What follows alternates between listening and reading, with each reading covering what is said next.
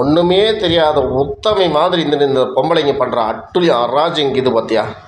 ஆம்படியான் செத்துட்டான், ஏதோ ஒரு தொழில் பண்ணி செய்யி.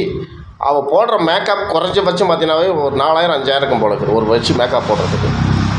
என்ன ஒரு கேவலம். இப்படி கேவலமாக நீங்கள் வாழ்கிறதுனால, அசிங்கமாக வாழ்கிறதுனால நல்லாக்கிற பொம்பளைங்க கூட ஆம்படியான மதிக்க மாட்டாங்க. நம்மளும் 4 பேரை பார்த்து பொழைச்சிக்கலான்னு.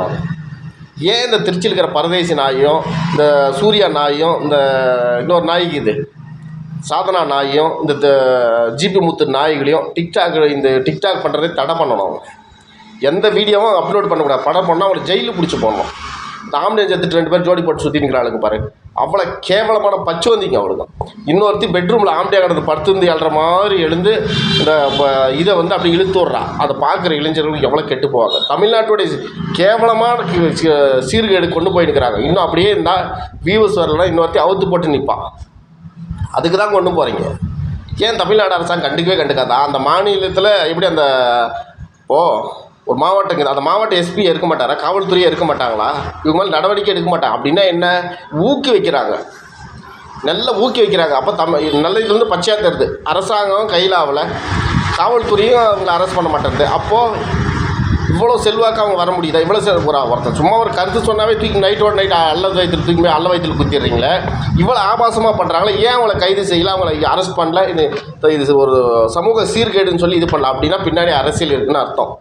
அரசியல்வாதிக்கு என்ன நினைக்கும், அறிவாக சிந்திச்சிடக்கூடாது, நீ அறிவாக இருக்கக்கூடாது, நீ நாசமாக போகணும். அப்போ தான் அவன் குடும்ப அரசியலை கொண்டு வர முடியும். தாத்தாக்கு அப்புறம் பேரனுக்கு அப்புறம் பேரன் புள்ள, அப்படி பரம்பரையாக உன்னை அடிமை வச்சு ஆள முடியும். நீ அறிவாக சிந்திச்சுன்னு வைக்கேன், எந்த நடிகன் கட்ச ஆரம்பித்தாலும் போக மாட்டேன். எந்த ஊழல்காரன்னு தெரிஞ்சுப்பேன். நீ எந்த சாராய கடை பக்கமும் போக மாட்டேன். நீ எப்படி பிழைக்கலாம், எப்படி வீடு வாங்கலாம், எப்படி கார் வாங்கலாம், எப்படி நம்ம வாழ்க்கை முன்னேற்றிக்கலாம், நீ அப்படி சிந்திக்க ஆரம்பிச்சிடும். இருக்கிற லைஃப் எப்படி சந்தோஷமாக போகலான்னு அப்படி சந்திச்சிட்டுனா எப்படி? தயவு செய்து சொல்கிறேன், இந்த பொம்பளைங்களை சொல்கிறேன், மிக கேவலமாக நடந்துக்கிற இந்த 4 பொம்பளைங்களால் மிகப்பெரிய இதாகுது. இன்றைக்கி எவ்வளோ பிரச்சனைங்க இருக்குது. வணிகம் பூரா அவுட், வியாபாரம், ரியல் எஸ்டேட் பிஸ்னஸ், அதாவது நிலம் விற்பனை கொடுக்குறாங்கல்ல, அந்த ரியல் எஸ்டேட் பிஸ்னஸ் அவுட்டு.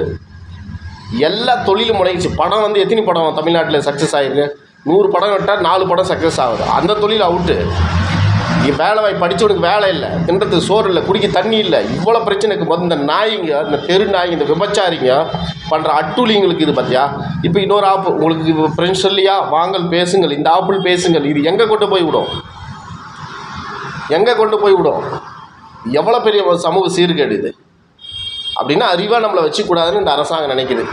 அதுக்கு தான் சீமான் மாதிரி ஆளுங்கள்லாம் காரி துப்புறானுங்க இந்த அரசாங்கத்தை. நம்ம இப்படி பேசுறதுக்கே எஸ்பி நம்ம மேலே வழக்கு கொடுத்துருவார் போலக்குது. யாருமா தூக்குப்பாவனே, நாட்டை தத்துறான் போலக்குது அப்படின்னு.